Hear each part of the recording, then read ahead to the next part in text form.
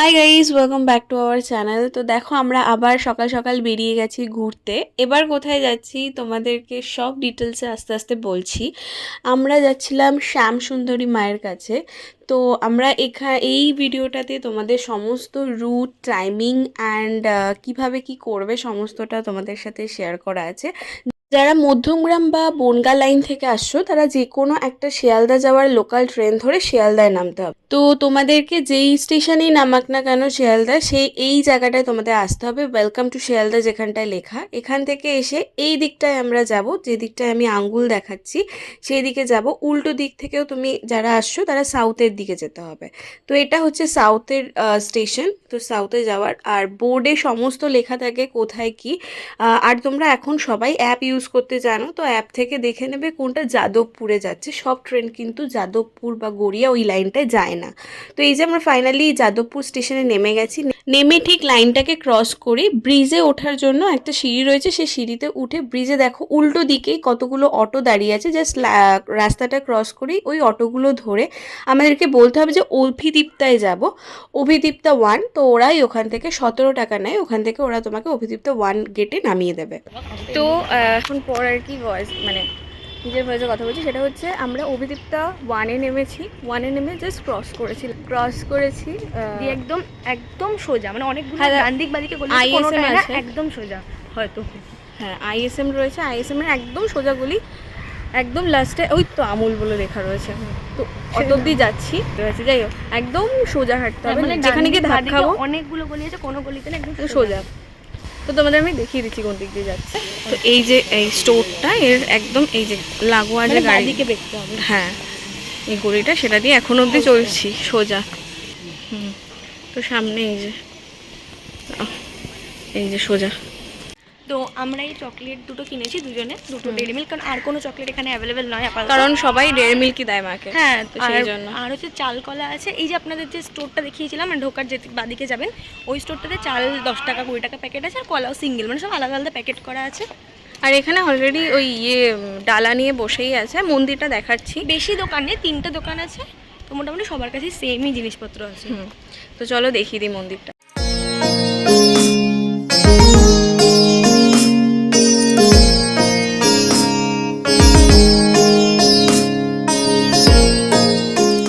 তো আমরা তো লাইন দিয়ে দিয়েছি মন্দিরে পুজো দেওয়ার জন্য। আর এখানে দেখো ফলহারিণী অমাবস্যা রয়েছে এই সোমবার। তো তোমরা যদি পুজো দিতে চাও, এখানে একটা ফোন নাম্বার দেওয়া আছে আর সমস্ত ডিটেলস তোমাদের পরে বলা রয়েছে, তোমরা সেই পুজো দিতে পারো।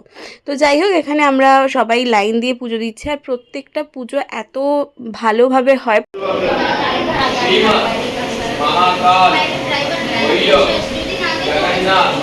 তো তোমরা তো দেখলেই পুজো হচ্ছে, আর আমরা এখানে 3জনে বসে আছি, কারণ একটু পরেই স্টার্ট হয়ে যাবে হচ্ছে আরতি। সেই জন্য আমাদের সবাইকে এখানে বসতে বলা হয়েছে।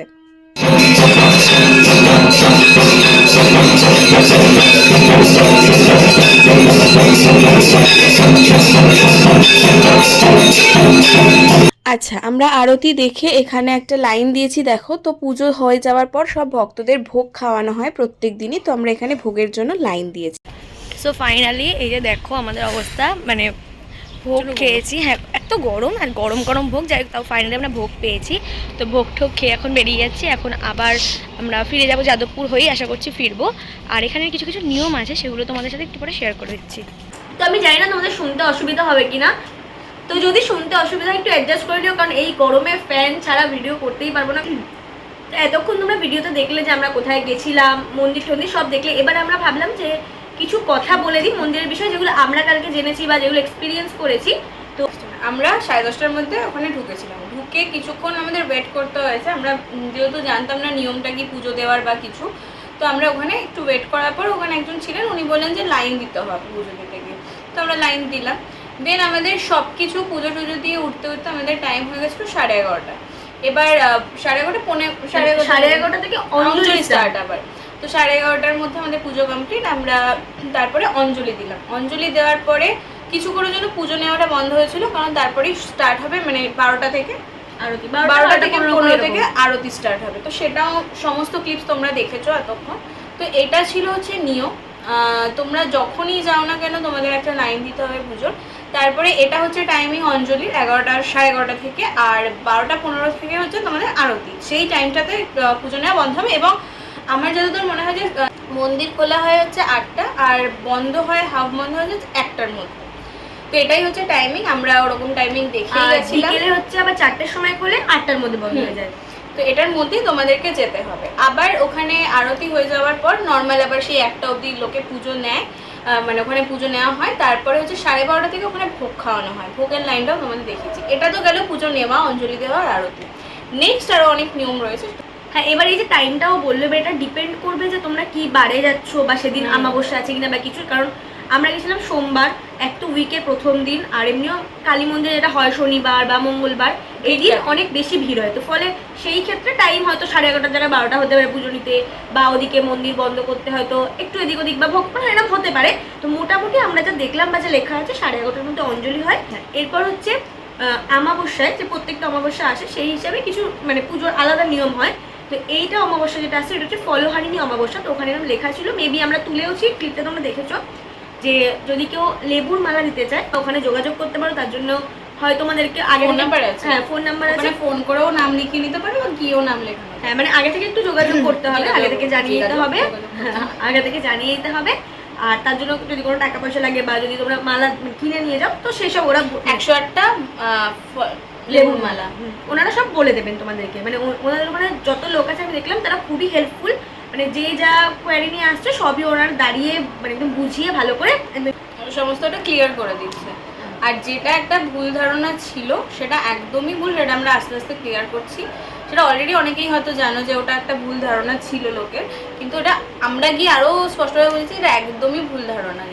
আর হচ্ছে আমরা এটা আরেকটা কথা জানতে পারলাম, সেটা হচ্ছে সামনে আসছে হচ্ছে জগন্নাথ দেবের যে স্নান যাত্রা, সেই দিন মানে শুধুমাত্র সেই দিনের জন্য না, বছরে ওই একটা দিনই স্নান যাত্রার দিনই, যেদিন মায়ের গর্ভগৃহে তোমরা প্রবেশ করে মাকে দুধ দিয়ে স্নান করাতে পারবে।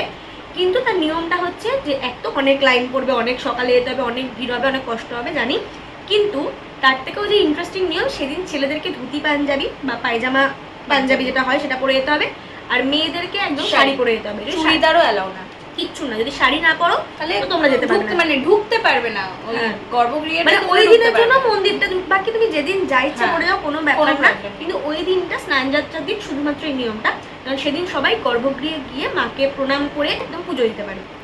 তো আরেকটা কথা জানতে পেরেছিলাম, ওখানে গিয়ে একজন ভক্তের মানে সামনে তার ছেলের জন্মদিন ছিল। তোমাদের যদি এরকম কোনো বিশেষ অনুষ্ঠান থাকে, জন্মদিন বা অন্য কোনো অনুষ্ঠান বা মানসিক কিছু থাকে, তো তার জন্য ঠিক জন্মদিনের আগের দিন মানে উনি পায়েস দেবেন মাকে। তো সেই জন্য আগের দিন এসে ওই যা যা সামগ্রী লাগে, দুধ চাল এগুলো সবই কিনে দিয়ে যাবে, ওনারাই রান্না করে তারপর মাকে দেবে। তো এই একটা ব্যবস্থা আছে। আরেকটা হচ্ছে যেটা ভুল ধারণার কথা বলছিলাম, সেটা হচ্ছে আমরা জানতে পেরেছি মানে একজন আসাম তো না, সরি ত্রিপুরা, ওনার লিগামেন্ট ছিঁড়ে গেছে হাতে, সেই জন্য তার সার্জারি ছিল বলে মায়ের কাছে একটা মানসিক বা কিছু করতে এসেছেন, আমি ঠিক জানি না। কিন্তু ওনার ইচ্ছা যে মাকে একটা শাড়ি দেবেন। তো পুরোহিত বলছিল এবং ওখানে যারা কমিটির লোকজন রয়েছে তারা বলছিল যে মা যেমন তেমন শাড়ি পরেন না, যেমন শাড়ি পরে না ইন দ্য সেন্স মায়ের ইচ্ছে, মা যে কোন দিন কোন শাড়িটা পরবে সেটা কেউ ডিসাইড করে মাকে পরাতে পারে না। তো উনি বললো যে মা যেহেতু অন্যান্য শাড়ি পরেন না, এবার ভালো শাড়ি হয়তো উনি ভালো শাড়ি দিন, আমার যত মনে হলো উনি ভালো শাড়িই দেবে বলেছে মাকে। সেই জন্য বলেছিল যে একদম যদি রিয়েল কাতান যেটা হয় সেটা দিতে চান, সেগুলো তো অনেক দাম।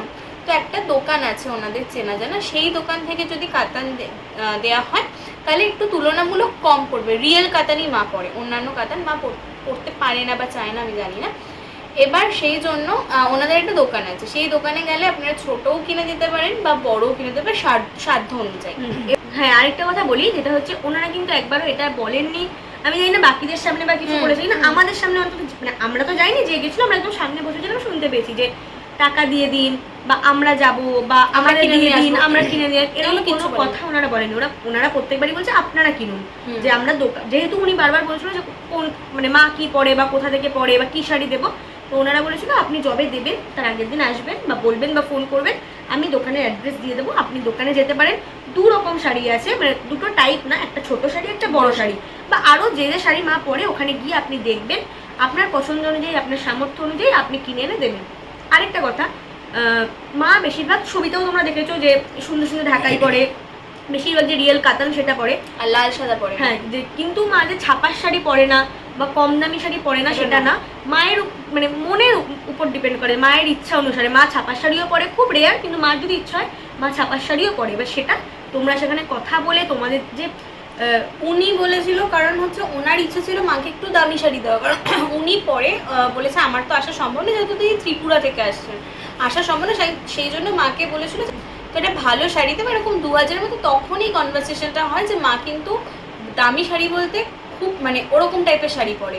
মানে এক তো প্রত্যেকটা মন্দিরে আলাদা আলাদা নিয়ম থাকে, বা এখানে যদি তারাও এই নিয়মটা করে আমি বলবো না যে একদম ভুল, কারণ তারা মাকে সারাক্ষণ নিজের সন্তানের মতো বা মায়ের মতো দেখে, বা তারা কি পড়াবে মাকে সেটা তাদের উপর ডিপেন্ড করে। কিন্তু আমি যতদূর দেখেছি তারা কাউকে ফোর্স করেনি যে আপনারা দিন বা আপনারা মানে আরো বেশি করে দিন। কিন্তু এটা তো খুব সত্যি কথা, যে কোনো মন্দির চলার জন্য একটা দানের তো প্রয়োজন হয়, মানে মন্দির তো নিজে থেকে চলবে না। একজন যেমন বাড়ি দান করেছে, কেউ মাকে গয়না দান করেন, এবার এটা আমাদের উপর ডিপেন্ড করছে যে আমরা কি দেব। এবার যে পায়েসের কথাটাও বললো, জন্মদিনে বা যে কোনো অনুষ্ঠানে যদি আমরা কিছু দিতে চাই, এটাও উনি বলেছেন যে আপনার যদি সামর্থ্য হয় আপনি সবাইকে খাওয়াতে পারেন, সেরকম দিতে পারেন। আবার যদি আপনার সামর্থ্য হয় আপনি 100 চাল 100 ডালও দিতে পারেন। মানে তার জন্য এটা না যে আপনার পুজো কিছু কম হবে বেশি হবে, বা আপনি দিতে পারবেন না বেশি না দিতে পারলে, এরকম কোনো ব্যাপার নেই। তো তোমরা যদি মনে করো শাড়ি দেবে বা আমাকে একদিন ভোগের জন্য কিছু দেবে, তোমরা চাইলে যা তোমাদের ইচ্ছা 200 300 500 700 তোমরা সেই টাকাটাই সেখানে দিয়ে আসবে। খুব বড় কথা হচ্ছে শাড়িগুলো যেই যেরকম মানত করে মাকে পরানো হয়, মানে আমরা ওইখানে থাকাকালীন আমরা গেছিলাম কবে, সোমবার, মানে পরশুদিন গেছিলাম, তো মাকে এই শনিবার দিন ওনার শাড়িটাই পরানো হবে। মানে মা এরকম নয় যে শাড়ি ওনারা কিনে দিচ্ছেন, ওরা মানে নিজেরা তুলে রাখছে, এটা নয়, এটা পরানো হয়। এবং ষষ্ঠীতে, দুর্গাপুজোর যে ষষ্ঠীতে, সেটাতেও মায়ের শাড়ি গরিবদের মধ্যে বা ওখানে অনেক ভক্তরা আছে ওদের মধ্যে ভাগ করে দেওয়া হয়, এটা কেউ ওনারা রাখেন না। হ্যাঁ, তো এটা হচ্ছে আমাদের এক্সপিরিয়েন্স যেটা ছিল, কারণ এই মানে শ্যামসুন্দরী মায়ের ব্যাপারে অনেক কন্ট্রোভার্সি হয়েছে, এই মায়ের ব্যাপারে অনেক কিছু কথা হয়েছে মন্দির নিয়ে। তো যাই হোক, এবারে এটা আমরা জানি না যে ওনারা আদৌ ভুল কি ঠিক কি না, সেটা আমাদের দেখার বিষয়ও নয়। আমাদের আপাতত কোনো রকম খারাপ এক্সপিরিয়েন্স ওখানে গিয়ে হয়নি, যে কারণে আমরা আবারও যেতে চাই। ঠিক আছে, মা তো খারাপ নয়, হ্যাঁ, মানে ঠাকুর তো নয়, হ্যাঁ ঠাকুর তো নয়, ঠাকুর তো খারাপ নয়, হ্যাঁ সেটাই, মা তো কখনো খারাপ হতে পারে না। তো যাই হোক, আমি চাইবো যে যারা যারা মানে এই কারণে যাওনি ভেবে বা কিছু, তারা অবশ্যই যাও, গিয়ে নিজের এক্সপিরিয়েন্স করো, দেন তোমরা ডিসাইড করবে। যেমন আমাদের প্রথমবার ভালো এক্সপিরিয়েন্স হতেই পারে, আমাদের পরের বার খারাপ এক্সপিরিয়েন্স হলো, হতেই পারে। আমরা আপাতত আমাদের এই এক্সপিরিয়েন্সের উপর বেসিস করে আমরা এই কথাটা বললাম। ফার্স্ট এক্সপিরিয়েন্স গুড, আমরা সেটাই হিসাবে বলেছি যে ওখানে কোনো প্রবলেম নেই, সবার বিহেভিয়ার ভালো, সব কিছু ভালো, যতবার পুজো দেওয়া হচ্ছে ততবার ওনারা পুজো দিতে কোনো বিরক্তি নেই, কিছু নেই, সমস্ত কিছু হচ্ছে, যে যার সাধ্য অনুযায়ী টাকা দিচ্ছে। আজকে আমরা একটা চকলেট দিয়েছি, কেউ নাই দিতে পারে মাকে, সেটা কোনো একটা মানে এটা তো বলাই রয়েছে যে মাকে হচ্ছে চাল কলায় মা খুশি।